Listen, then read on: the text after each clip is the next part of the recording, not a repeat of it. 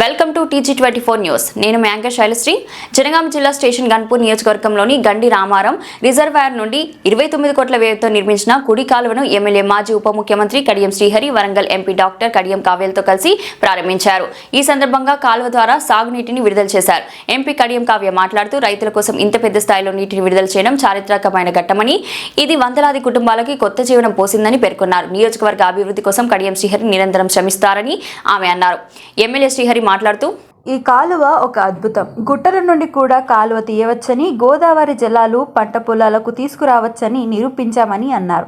ఈ కాలువ ద్వారా 5,600 ఎకరాలకు సాగునీరు అందుతుందని తెలిపారు. అలాగే 2003లో ప్రారంభమైన దేవాదుల ఎత్తిపోతల ప్రాజెక్టే జనగామ జిల్లా సస్యశ్యామలానికి కారణమని గుర్తు చేశారు. గత ఏడాదిన్నర కాలంలోనే నియోజకవర్గానికి 1000 కోట్ల నిధులు తెచ్చినట్లు తెలిపారు. ప్రధాన కాలువలు, ఉప కాలువల సీసీ లైనింగ్ పనులు, లిఫ్ట్ ఇరిగేషన్ పనులు శరవేగంగా జరుగుతున్నాయని వివరించారు. ప్రతి ఎకరానికి 2 పంటలకు సాగునీరు అందిస్తానని హామీ ఇచ్చారు. రాజకీయాలు సంపాదన కోసం కాదు, సేవ కోసం చేయాలి. నా చివరి శ్వాస వరకు నియోజకవర్గ అభివృద్ధికి కృషి చేస్తా అని శ్రీహరి స్పష్టం చేశారు. రాబోయే స్థానిక సంస్థల ఎన్నికల్లో ప్రతి గ్రామంలో కాంగ్రెస్ జెండా ఎగరాలని పిలుపునిచ్చారు. ఈ కార్యక్రమంలో జిల్లా గ్రంథాలయ సంస్థ chairman Marujodu Rambabu, market committee chairman Lavanya, Sirish Reddy, Chilpur temple chairman Potlapalli Sridhar Reddy, PSES చైర్మన్లు, నీటిపారుదల శాఖ అధికారులు, రైతులు, ప్రజాప్రతినిధులు పాల్గొన్నారు.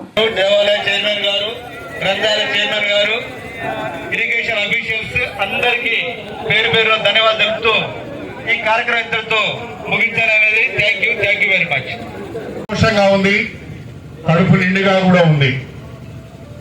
ఈ గుట్టల మధ్య నుంచి కూడా కాలువలు తవ్వచ్చు. ఈ కాలువల ద్వారా గోదావరి నీళ్లను పారించవచ్చు, పంట పొలాలకు నీళ్ళు ఇవ్వచ్చు, పచ్చటి పంటలు పండియవచ్చు అని చెప్పి ఈరోజు మనము ఈడ చక్కటి కాలువను తవ్వి నీటిని విడుదల చేసుకోవడం జరిగింది. ఇది ఒక అద్భుతం అని చెప్పడంలో నాకు ఎలాంటి సందేహం లేదు. ప్రత్యేకంగా 1994 నుండి నేను స్టేషన్ గన్పూర్ నియోజకవర్గ ప్రజల ఆశీర్వాదంతో రాజకీయాల్లో ఉన్నాను. ఈ నియోజకవర్గ ప్రజలు నాకు రాజకీయ జన్మనిచ్చారు. రాజకీయ జన్మనిచ్చిన ఈ నియోజకవర్గ ప్రజల రుణం నా ఒంట్లో శక్తి ఉన్నంత వరకు, నా శరీరంలోని చివరి రక్త బొట్టు వరకు, నా రాజకీయ పలుకుబడి సాగినన్ని రోజులు ఈ నియోజకవర్గ అభివృద్ధిలో భాగస్వామిని కావాలి, మీ కష్ట సుఖాలలో పాలు పంచుకోవాలి, మీకు తోడుగా, నీడగా, ఒక అన్నగా, ఒక తండ్రిగా నేను ఉండాలనేది నా ఆలోచన అని చెప్పి ఈ సందర్భంగా మీకు సవినయంగా తెలియజేసుకుంటున్నాను. ఆనాడు మీ అందరి ఆశీర్వాదంతో ఉమ్మడి ఆంధ్రప్రదేశ్లో భారీ నీటిపారుదల శాఖ మంత్రిగా అవకాశం వస్తే ఉమ్మడి వరంగల్ జిల్లాలోని స్టేషన్ గన్పూర్, వర్ధన్నపేట, పాలకుర్తి, జనగామ, చేర్యాల ప్రాంతాలన్నీ కూడా ప్రతి సంవత్సరం కరువుకు గురవుతున్నాయి. సరైన వర్షపాతం ఉండడం లేదు, కాలువలు లేవు, చెరువులు కుంటలలో నీళ్లు లేవు, పంటలు పండక పుట్ట చేత పట్టుకొని రైతులు, వ్యవసాయ కూలీలందరూ హైదరాబాద్కు వలస వెళ్తున్నారు. గ్రామాలకు వెళ్తే ఇళ్లకు తాళాలు వేస్తుంటాయి అనే విషయాన్ని గమనించి ఆనాడు నాకు అవకాశం వచ్చినప్పుడు ఈ ఎత్తైన ప్రాంతాలకు సాగునీరు అందించాలి, రైతుల కష్టాలు, కరువును తీర్చాలని ఆలోచన చేసి ఆనాడును ముఖ్యమంత్రి గారిని ఒప్పించి దేవాదుల ఎత్తిపోతల పథకానికి మంజూరు ఇప్పించి శంకుస్థాపన చేసి టెండర్లు పిలిచి పనులు ప్రారంభించడం జరిగింది. ఆనాడున్న పరిస్థితుల్లో చాలా మంది చాలా రకాలుగా మాట్లాడారు. ఇంతకుముందు మధుసూదన్ రెడ్డి గారు చెప్పినట్టుగా చాలా మంది చాలా రకాలుగా మాట్లాడారు. కడియం శ్రీహరి కొత్త డ్రామాకు తెరదీశాడు. దేవాదుల దేవతలకు కూడా సాధ్యం కాదు, ఈ దేవాదులను ముందు పెట్టి ప్రజలను మోసం చేయాలని, రాజకీయ పబ్బం గడుపుకోవాలనే ప్రయత్నం చేస్తున్నారని చెప్పి గోదావరి దగ్గర వెళ్లి పిండ ప్రదానం కూడా చేశారు. కానీ ఆ పిండ ప్రదానం చేసిన వాళ్లకు ఇప్పుడు జ్ఞానోదయం అయి ఉంటుంది.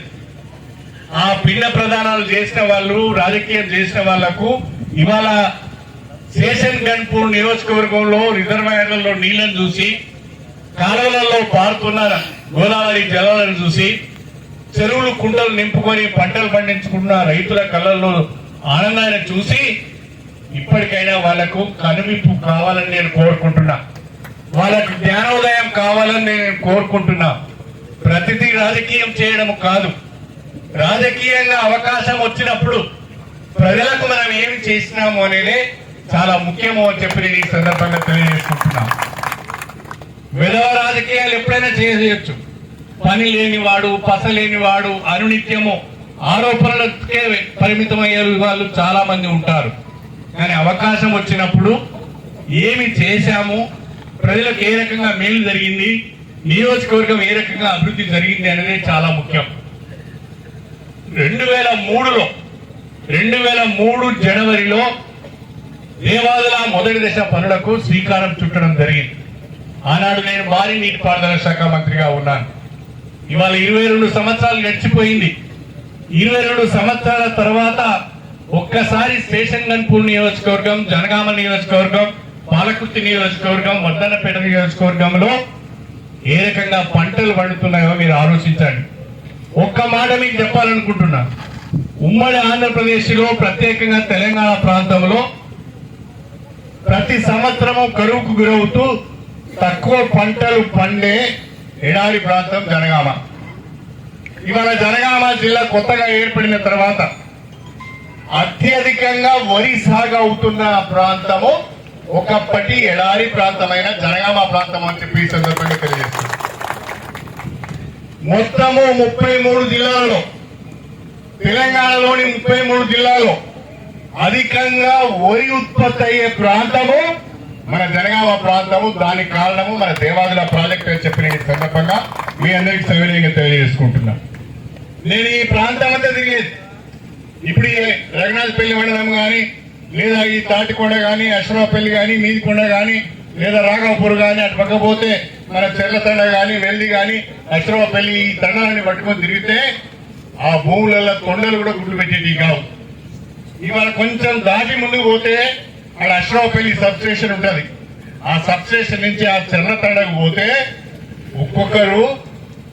ఒక్కొక్కరు ఆ గుడ్లు పెట్టని భూములను బ్రహ్మాండంగా అచ్చుగట్టి మల్లు చేసి ఇలా బంగారాన్ని పండిస్తున్నారు ఆ ప్రాంతంలో అని చెప్పి నేను మీ అందరికి నేను సవినయంగా తెలియజేసుకుంటున్నా. ఇతర పెద్దలకి, అట్లాగే ఇక్కడ వివిధ గ్రామాల నుంచి వచ్చినటువంటి కాంగ్రెస్ ముఖ్యులకి, అట్లాగే దాదాపు 11-12 గ్రామాల నుండి వచ్చినటువంటి రైతు సోదరులకి, మీడియా మిత్రులందరికీ కూడా పేరు పేరు నా నమస్కారాలు తెలియజేసుకుంటున్నాను. ఏ ఎలక్షన్కి వెళ్ళినా కూడా దేవాదుల సృష్టికర్త, అపర భగీరథుడు అని పేరు ఎందుకు వచ్చిందో నా చిన్నతనంలో అది phase 1, phase 2 అయింది కాబట్టి నాకు అవగాహన లేదు. కానీ ఇప్పుడు నేను ఇవాళ కళ్ళారా చూసి ఇక్కడ phase 2కి సంబంధించిన ఒక ముఖ్య కాలువని కూడా ఇక్కడ సాగునీరు విడుదల చేయడం ఇవాళ నేను చూసినాను.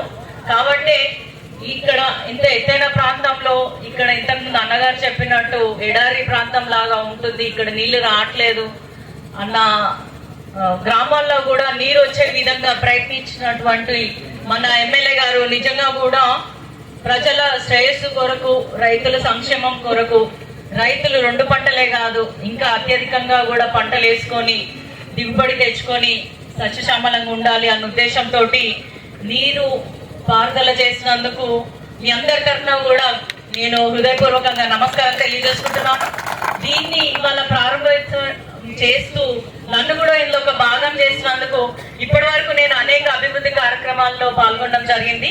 కానీ నీటికి సంబంధించి ఇదే నా మొదటి, దాదాపు సంవత్సరం అవుతుంది నేను ఎంపీగా గెలిచి, ఇదే నా మొదటి కార్యక్రమం నీటికి సంబంధించి.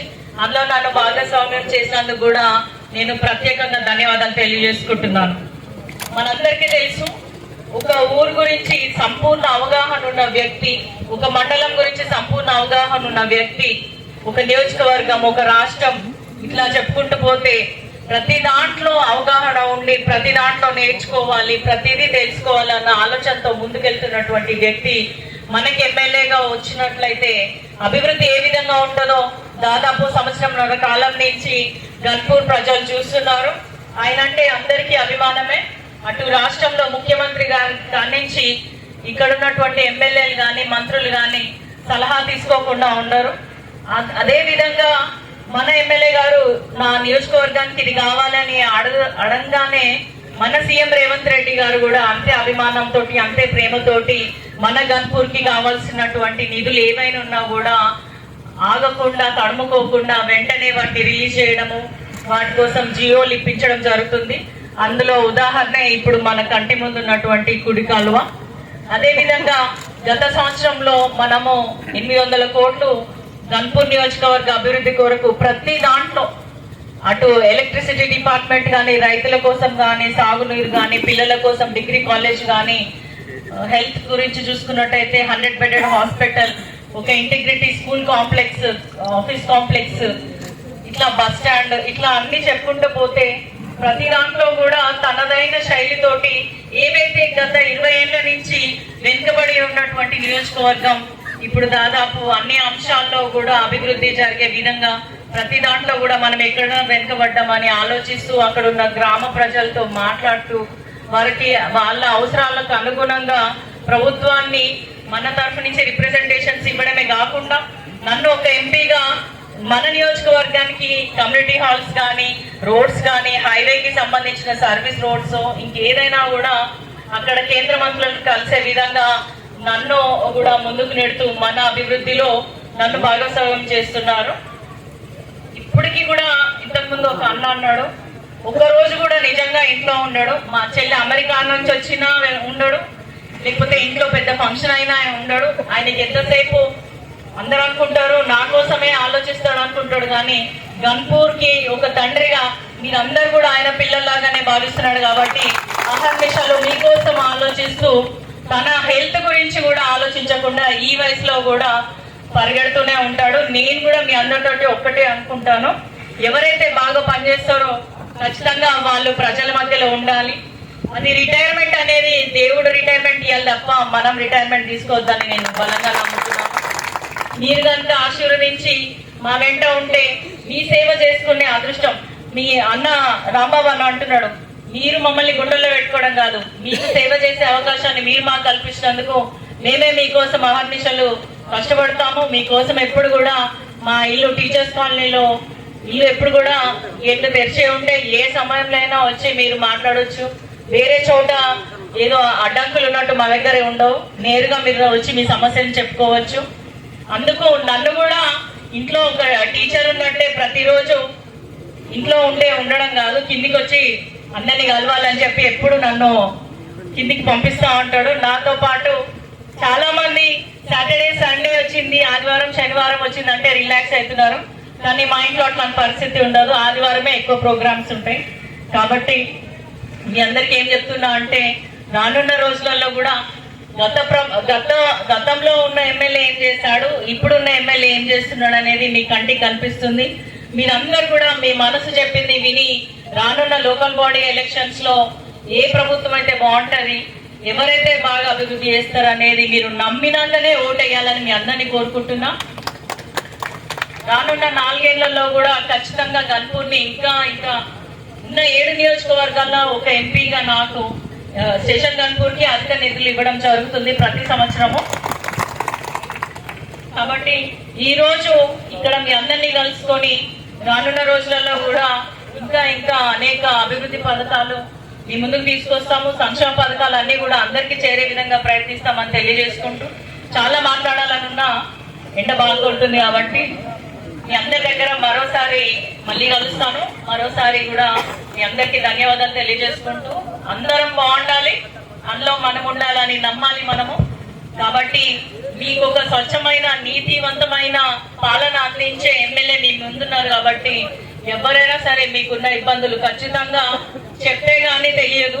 మీకేం సమస్యలు ఉన్నాయో ఒకసారి విన్నవించుకుంటే వాటిని తీర్చడానికి ఇక్కడ రాష్ట్రంలో అయినా కేంద్రంలో అయినా తప్పకుండా ప్రయత్నిస్తామని తెలియజేసుకుంటూ సెలవు తీసుకుంటున్నాను. మీ ఆడబిడ్డగా మీ డాక్టర్ కడియం కావ్య ఎప్పుడు మీ ఆశీస్సులు కోరుకుంటుందని మీ అందరికి తెలియజేసుకుంటూ సెలవు తీసుకుంటున్నాను. జై హింద్.